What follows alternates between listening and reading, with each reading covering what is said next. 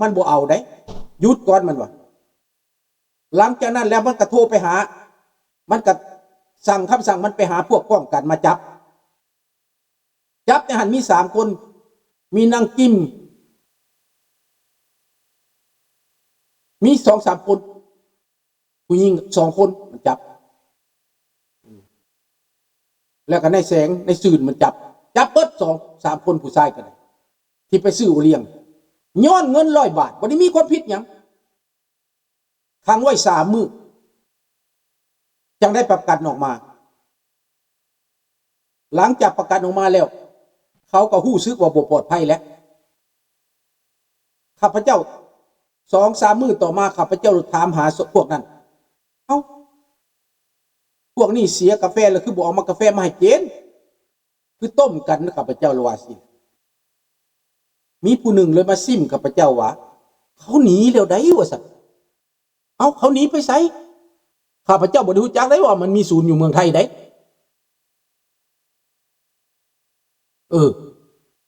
เขาหนีแล้วว่าซั่นหนีไปไสเขาไปซื้อแฟบอยู่เมืองไทยพุ่นไหนว่าซั่นยังบ่จักได้ข้าพเจ้ายังบ่เข้าใจว่าเขาตูนได้จนว่ามาโดนนานพี่มันจังว่าเวลาเข้าประชุมมันเว้าจังได๋เข้าประชุมนี่เข้ากองประชุมมันกล่าวขึ้นมาว่าเดี๋ยวนี้หัวหน้าเป็นผู้ไทยเพิ่นว่าจังได๋หัวหน้าแผนกน่ะเดี๋ยวนี้เพิ่นว่ามันมีบางสหายเพิ่นว่ามีความคิดบ่ดุลเดี่ยงเพิ่นว่าซั่นนี้อยู่ภายในเฮานี่แหละเพิ่นอยากเว้าใส่ข้าพเจ้าบ่หรือเพิ่นอยากเว้าใส่ผู้ใดมันเว้ากวมไปเบิดดอกได้มันขู่ว่าซั่นไปเฮาฮู้จักเพิ่นว่าเฮาฮู้จักมีแนวคิดเป็นจักรพรรดิมีแนวคิดเป็นปฏิการ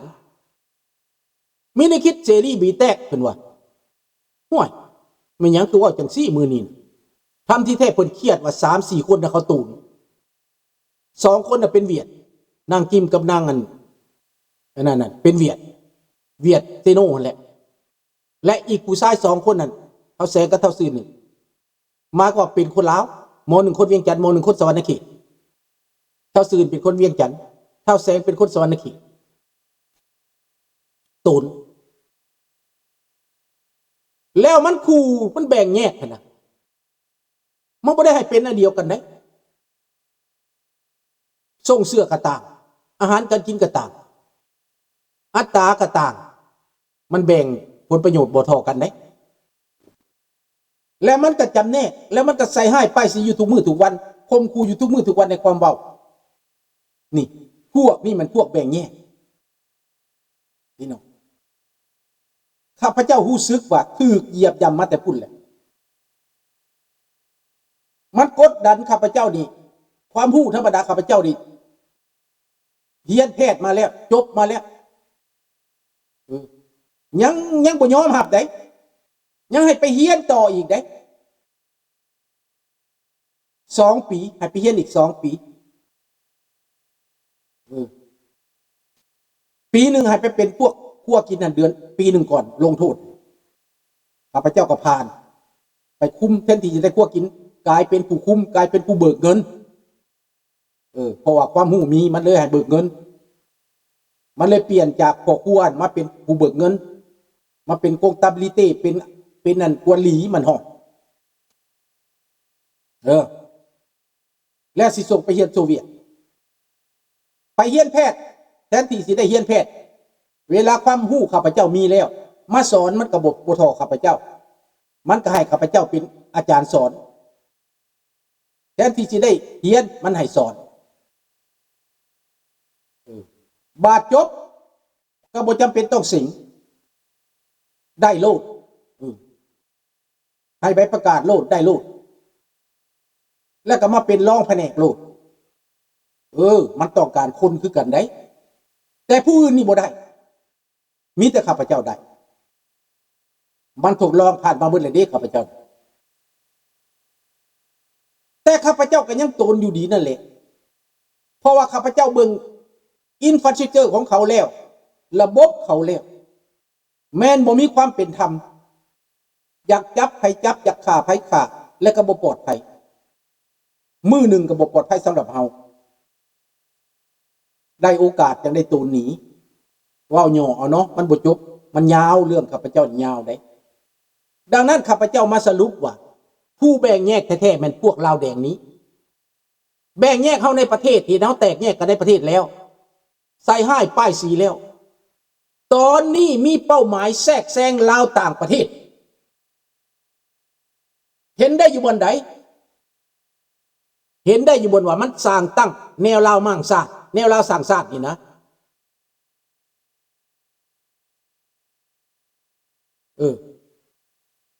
สิแต่งตั้งแนวลาวมั่งศาสตร์นี่มามั่งวัดมามั่งสังคมมามั่งลาวนอกนี่นะถามว่าเขามีสิทธิ์บ่บาทนี้ได้มาว่าด้านกฎหมายข้าพเจ้าอยากเตือนสติคนลาวอยู่ในนี่ที่แล่นหับไส้เขาบักนาจืดบักนาแหลมและก็สังคมบางคนข้าพเจ้าเห็นแล้วบางคนมันเอียงมันมีท่าเอียงมันเห็นผลประโยชน์ตอบแทนผลประโยชน์มันบางเล็กบางน้อยเขาให้เมื่อสะดวกเขาแยกผู้ใดบ่ไปน้ำเขาเมื่อบ่ได้มันแยกแล้วดิฮะนะมันสร้างความแตกแยกแล้วมันอินเตอร์เฟอร์แล้วเขาว่าอินเตอร์เฟอร์มันอินเตอร์เฟอร์สังคมเนี่ยแต่ว่ากฎหมายในประเทศแคนาดานี้ข้าพเจ้าถามตำรวจเมื่อวานนี้เขียนจดหมายเข้าไปถามตำรวจเฟเดโรตำรวจช่างดังเมรีโรยานข้าพเจ้าเขียนจดหมายถามแชทถามเขาก็ว่ามันเป็นไปบ่ได้มันเห็นบ่ได้เพราะว่าแคนาดาเป็นกฎหมายแคนาดาคุ้มครองอเมริกาเป็นกฎหมายอเมริกาคุ้มครองฝรั่งเศสเป็นกฎหมายฝรั่งเศสคุ้มครองลาวแดงจะบ่มีสิทธิ์มาอินเตอร์เฟียร์คนที่เป็นซิติเซนแล้วคนที่เป็นแคนาเดียนแล้วชาติอื่นจะบ่มาอินเตอร์เฟียร์ได้ถึงเจ้าที่เป็นลาวถึงเจ้าที่เป็นยังกระยาเจ้าที่เป็นเวียดเป็นเกกเป็นแก้วมาอยู่แคนาดา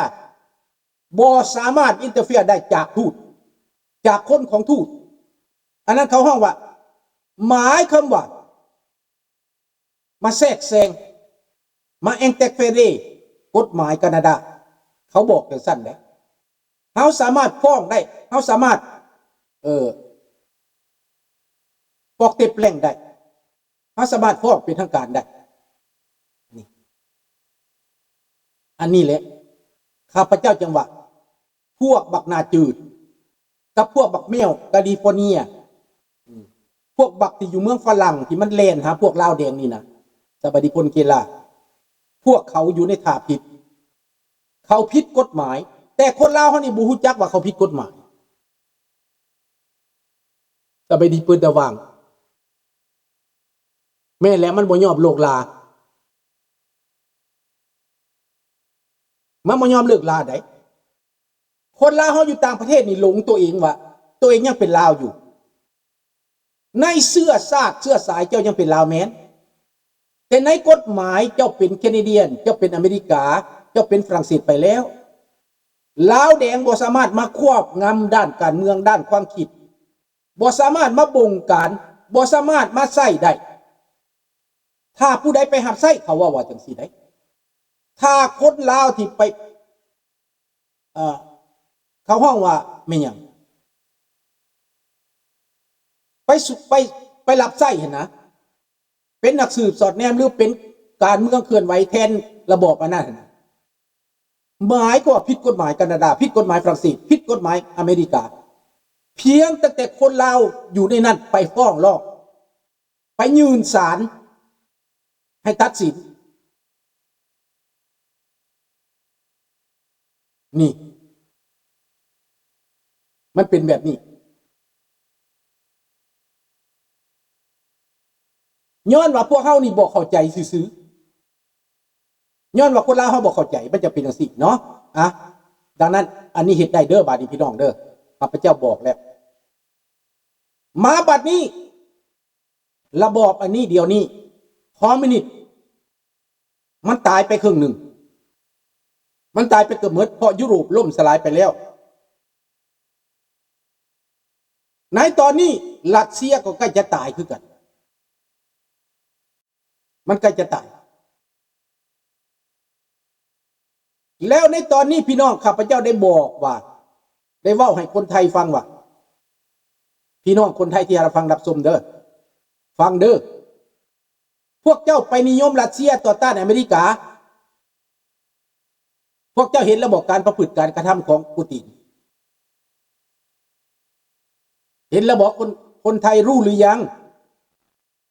เข้าใจหรือยังที่ลุงบอกนายปูตินสนับสนุนฮุนมาเน็ตสนับสนุนรัฐกับเขมรแทรกแซงการเมืองของไทยนี่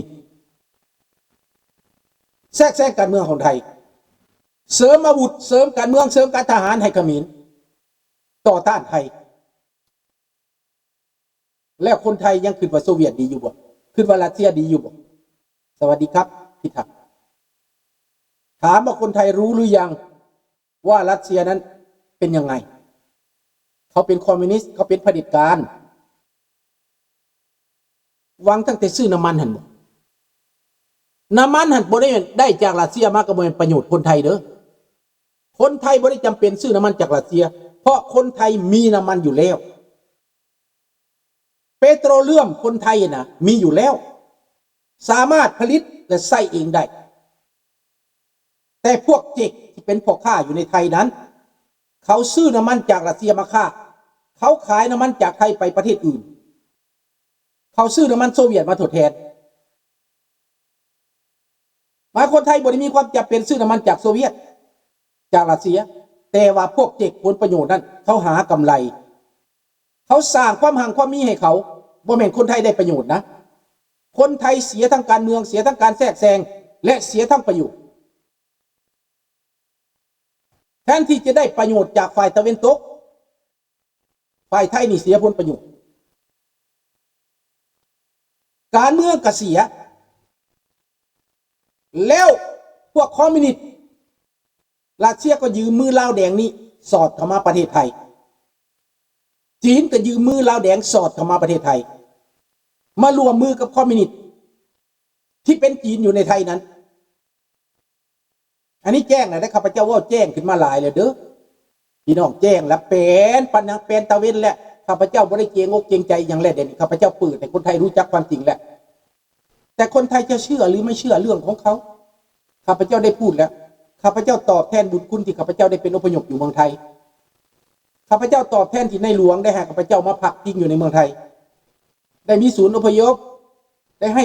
ตลอดปลอดภัยนะรอดจากหน้ามือของพวกเผด็จการลาวแดงมานี่โอ้แป๊บเดียวเด้อพี่น้องเด้อเสียงเขาตัดหญ้า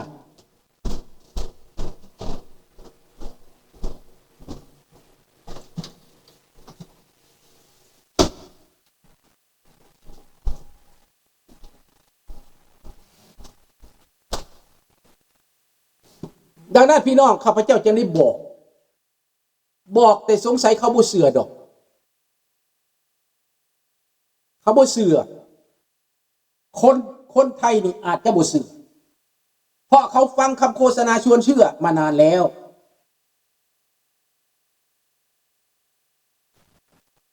ชาวนาไทยเป็นคนจ่ายราคาเป็นคนเจ็บเป็นคนปวดเขาฆ่าเขาในหลังเขาเฮ็ดหน้าเสียหลังพ่อค้าพ่อนาชาวไทยเจ็บบ่ได้เฮ็ดหน้าแต่ขายเขานี่คือเขาหาผลประโยชน์มหาศาลจากคนชาวนาไทยนี่และเจ็ดเขาไปเป็นนักการเมืองความรู้สึกของเขาบ่ได้รู้จัก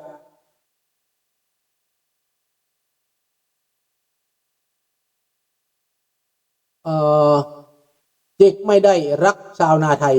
จากดีแมนเขาก็หาแต่ผลประโยชน์เขาเกิดมาหาผลประโยชน์นี่ขายส่งออกถูกกว่าขายให้คนไทยในประเทศแม่นแหละ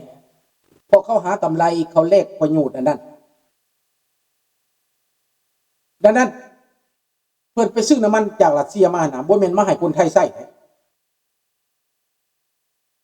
พอนำ